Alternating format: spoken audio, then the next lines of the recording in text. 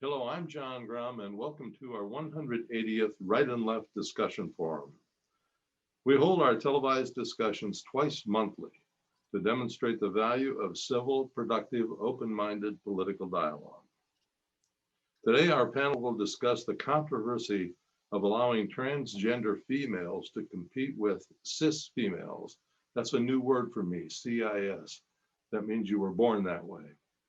So a cis female was somebody who was born female and competing with somebody who was born male. Today's panel begins with Bryan Laubaugh, president of R&B Financial Services. Then Dr. Ronald Chamberlin, retired senior research chemist. And Joe Gaines is not with us today. He had an unfortunate accident.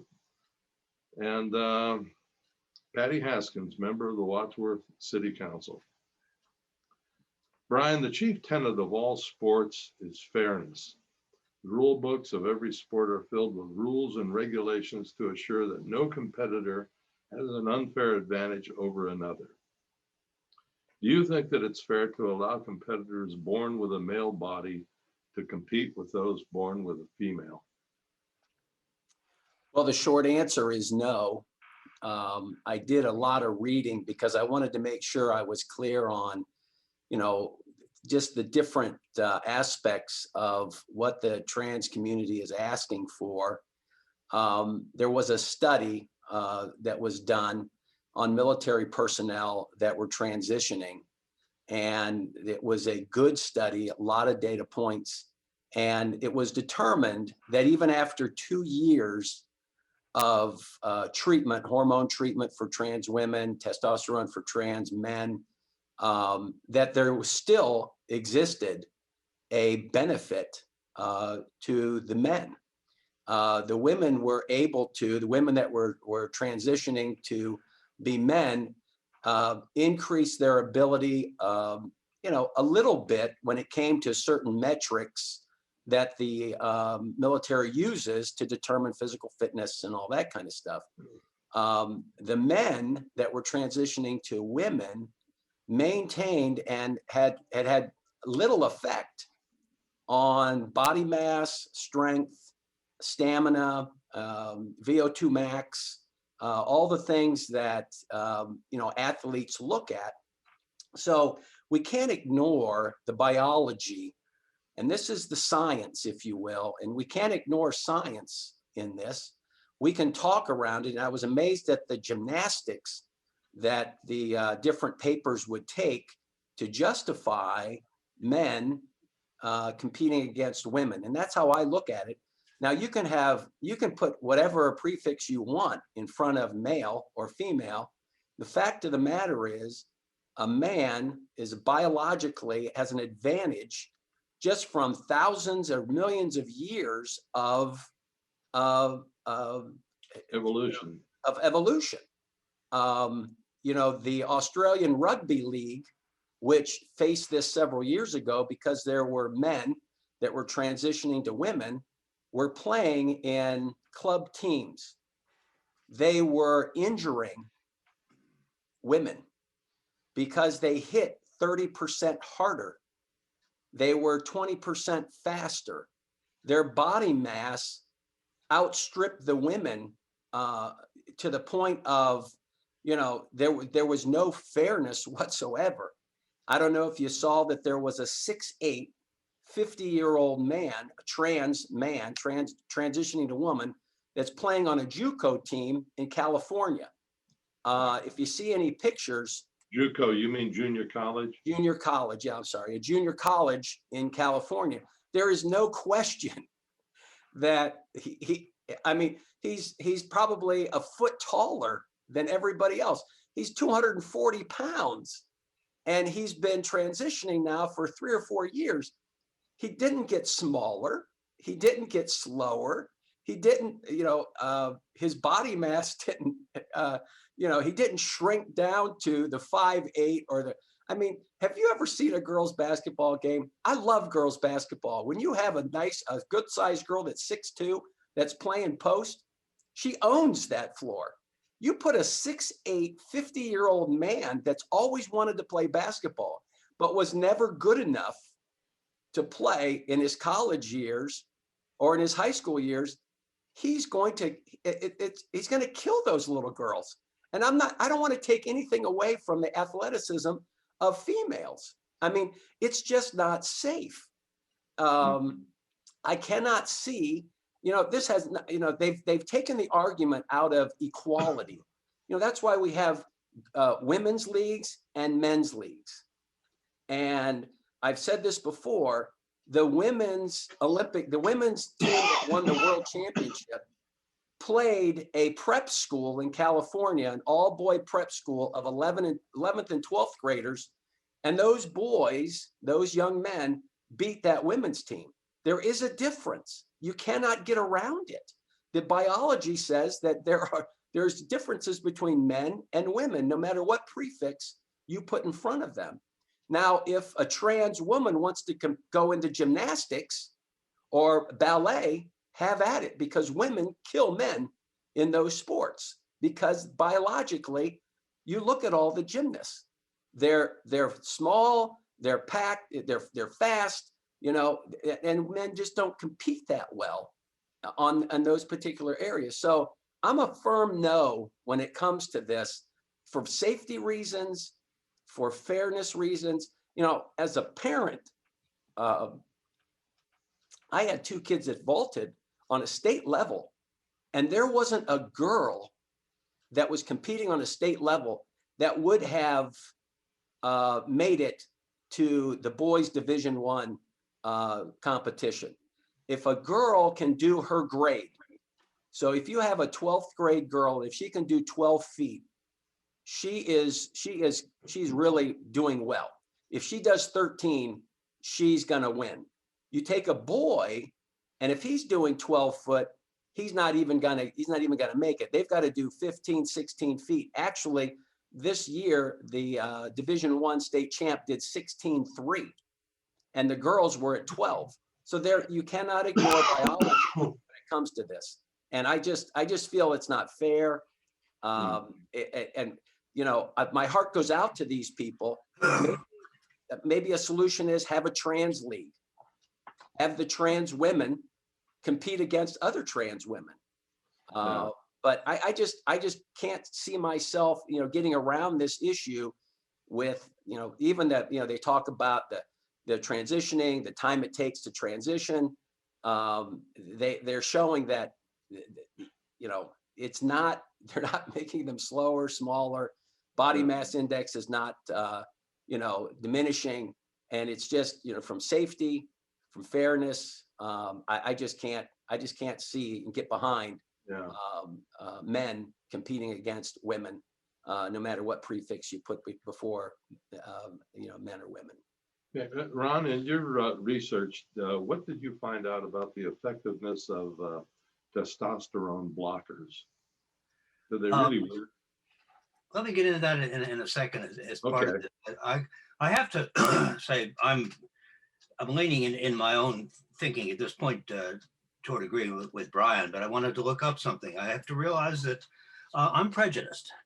I have a strong affirmation for the LGBTQ community, and one of the things that I am most happy with in recent years is that I was the instigator in my church community at adopting an open and affirming policy. And you can go look up this culminated several months of study. This culminated in June of 2018 with a formal statement, which if you're interested, you can go to firstmennonite.com and read this and see the drive down Treese Road and see the rainbow flag on our building.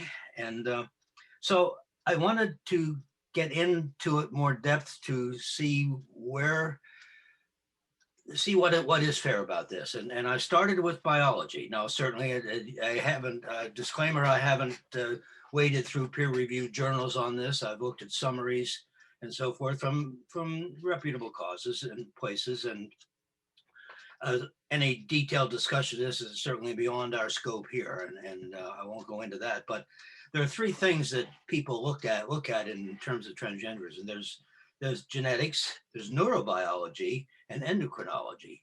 if you think about it. So there are gene influences in very early fetal development, which determine the sexual characteristics. And human sexuality is not binary. It goes beyond XX and XY chromosomes. And even on the chromosomal level, there are females with Y chromosomes and so on and so forth. It's much more complex than that. Certainly, these feelings of being transgender can occur in a very early age, and many by middle school are feeling this and begin to be treated at that point. There are later genetic influences that affect brain development as well. And there's been studies of brain structure, differences between male and female and transgender males and females, and no clear correlations have come out there. There's epigenetic changes. I looked that up. That's changes to gene expression, not changes in the genetic code about how these are. And this can be influenced by environment. This can be influenced by parental environment, by peer pressure, and so on, how these genes express themselves in early years. We know cases of mama's boys and daddy's girls, and these can have some effect on that development. However, there's no single gene or set of genes that has been as yet identified as determining this. So conclusion, sex is not binary. Transgender people are real. This is not a lifestyle choice.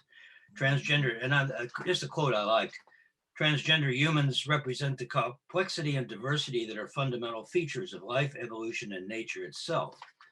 This brings up an interesting point in the current regulations and laws that are being promulgated throughout the United States, primarily rely on the observation of secondary sex characteristics such as genitalia and so forth. And these aren't necessarily accurate from a scientific point of view. This doesn't really determine whether a person is male or female as such, necessarily. And although there's only 0.5% to 1% of the whole population is transgender, it's a real number of people. So, as we pointed out, some transgender people undergo medication, hormone therapy, puberty blockers, and that sort of thing. Ron, excuse me just a moment. Would you repeat that ratio?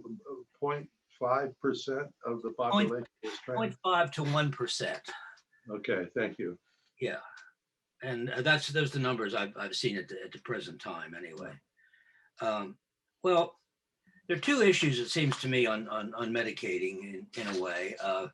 Particularly, I don't think anyone's particularly concerned about transgender men becoming women becoming men in sports. The differences are too great there. It's the other way around, transgender women. One author's abbreviated his discussion as MTF, women's to female. I think I'll cut down on the number of words here. But two things are involved with here, and it's the testosterone level. And as Bryan points out, there have been some studies, and I wasn't aware of the one with the military. The ones I have seen have not been involved with athletes, really. So not people who have all the physical development involved in athleticism necessarily. So there are two schools of thought to come out of here. And I copied this down from I found a very interesting article from a United Kingdom blog or thing. It's called sportsscientist.com. Really worth your while looking that up and reading it. They have a number of articles on this. But here's the two thoughts as he puts out. Lowering testosterone, as current policy requires in all the regulations, says it completely removes the male performance advantage and should allow participants of transgender MTF athletes without any opposition. Many in this group also argued that being compelled to lower testosterone creates a health problem and should not be required in varying degrees and in varying fervor, is argued this way. The second point of that is the second opposition to that is lowering testosterone as current policy requires, only partly removes the male performance advantage. And therefore, MTF athletes should not be allowed to compete because they still have insurmountable advantages and the integrity of women's sport may be destroyed. This would be particularly the case in sports where stature and size are important. As Bryan pointed out very clearly. Well, both sides need a little more evidence here. This person concluded, and I can kind of agree with that. You might argue that the burden is truth with the athletes who have to prove that they want to compete. They should provide some kind of evidence that they don't have this physical advantage. And that's lacking so far. The evidence is not yet very conclusive. It's mostly conclusive, and agreeing, again, Bryan, I agree with your findings of that. It's not particularly important on the elite level because, as somebody pointed out, there's so far no Olympic athlete has won anything. Any transgender female has won anything. It's going to be important at the lower level, the junior high and so forth. So another issue is in talks of fairness and equality. Title IX in the United States has been a great boon to women's athletics because it prohibited discrimination on all levels. And opponents argue that this will very adversely affect women's participation in sports. And at this point, I have to agree with that. But I think more information will come out. And I think it's important for us to try to avoid the ick factor where you personally have objections to that and realize that we can't really have prejudice here. We can't have anti-homosexual feelings because transgender doesn't mean homosexual. Some transgender women are attracted to women, others are not, and similarly on the men. And so that's not necessarily a correlation here. So it's not a problem, and I don't have a firm feeling about it, a firm conclusion, but I do tend to be following, agreeing with Ryan's thinking here in terms of fairness and equality. So Patty, in your thinking, what impact does science have on the politics of the issue? Any at all? I don't think so. And I would rather think of this issue outside of the political realm. I think it is more a science issue and a cultural issue as such. It's come to light recently a lot because if you wanted to go political with the Caitlyn Jenner running for governor of California, and of course, she is transgender and a famous athlete. Winner of the decathlon. Exactly, in the Olympics, as Bruce. You can't become a better athlete than that. No, you can't. And she has stated in the past that she was in favor of trans women being able to compete in athletics. More recently, however, she has stated that in certain situations it was unfair, but then she had to go back and qualify that. And I think what she was saying was, because she was not really specific, is that transgender women who have not gone under any type of treatment perhaps should not be able to compete, but others should. This prompted me to look at what the regulations are for competing as a transgender student. And I know the NCAA has a requirement for transgender women that they have been having hormone treatments, or in other words, testosterone blockers, for at least a year. Now, according to the study that Bryan mentioned, that does not necessarily get away from the edge that they might have as an originally biological male that they might have. To me, the big concern is that there are no regulations for high school athletes that are competing. And I have seen on various networks female athletes in high school competing against trans women in sports. And those competitors have not gone through any type, nor would I really want them to if they're in high school, any type of surgery or any type of hormone replacement. And so very definitely in that situation, I think that would give them the edge and be totally unfair. Now, I guess from the standpoint, if you're concerned about college scholarships or availability, if there is one trans woman that beats you, I think any college looking at that will recognize the fact that that is a trans woman and might take that into consideration. They're also going to look at your times, your performance, to see if you really do meet the requirements for a scholarship. So I'm not sure that is as big a concern as the fact that because they are competing without definitely an advantage. It's interesting. This is not a new topic. I mean, I remember, oh gosh, almost 40 years ago, over 40 years ago, Renee Richards, who was a trans woman tennis player in later years. She was born Richard Raskin, and as a he was relatively successful as an athlete, and tennis was his love. He transitioned later in life and then appeared on the women's tennis circuit with people not even recognizing the fact that he was a trans woman. The She was, interesting thing to me, She pardon was me? He was 6'3", by the way. I thought it was 6'2", but yes, he was very tall. She was very tall. And as I understand it, had a particularly effective left hand serve that was noted by, interestingly enough, the father of Tucker Carlson, who was a reporter. That's right. They reported, this serve and everything resembles this male player. Now, at the time, she was barred from competing in the US Open and other tournaments.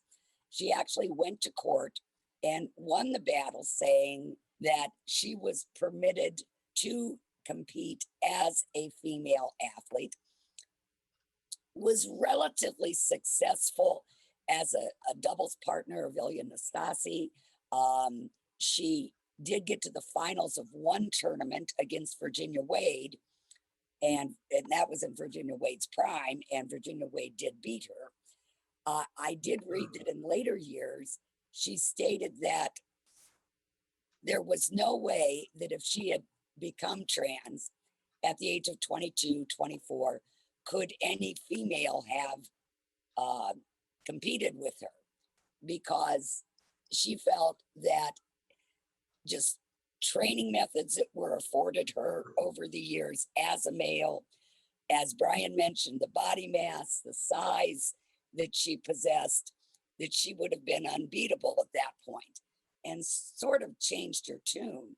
I very honestly agree with most of what Bryan and Ron had to say. I think it's difficult to weigh the equity for the trans woman when she's competing against biological females against her right to actually compete in a fair manner. I don't know how that is done. I do think that perhaps definitely on a high school level where there are no requirements for treatment. And again, I don't want that to be required for high school students, people under the age of 18. But perhaps that maybe there we shouldn't be doing this at all, and look at what's being done on the college level to make sure that we do have a fair playing field for everyone. I saw an interesting comment, somebody, and Bryan, I think, touched a little bit on this. Maybe what's going to have to happen is we're going to have to establish an open division where people from any background and any degree of transitioning can compete against each other. This might be a more fair way to go about that. Interesting about tennis, I read a book by Serena Williams where she was competing against a transgender woman, and she commented that this is Serena Williams now, one of the top female players in our day. And she says, I put shots that any woman would not have been able to get to whatsoever. Says, and this person had no problem whatsoever, picking them up. So speed and agility were a definite thing going there. So it's a tough situation, and the case by case situation may have to be looked at. There are individual ways that people respond to the testosterone level, individual effects on that. Some are greatly affected by the reduction, some are not. But how, every time you go to the doctors, you have to sign or at least indicate that you have read their HIPAA information about privacy, medical privacy.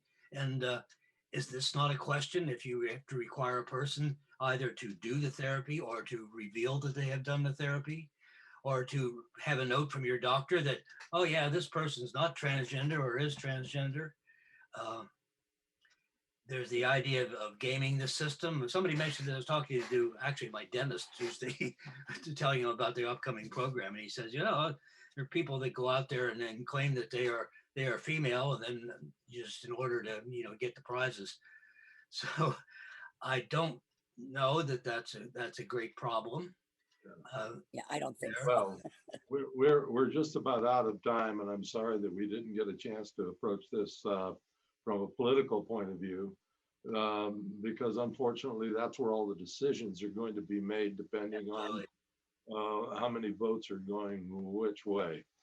But anyway, thank you very much, folks. That was a very good discussion, and it's good to see you back, Brian. Thank you.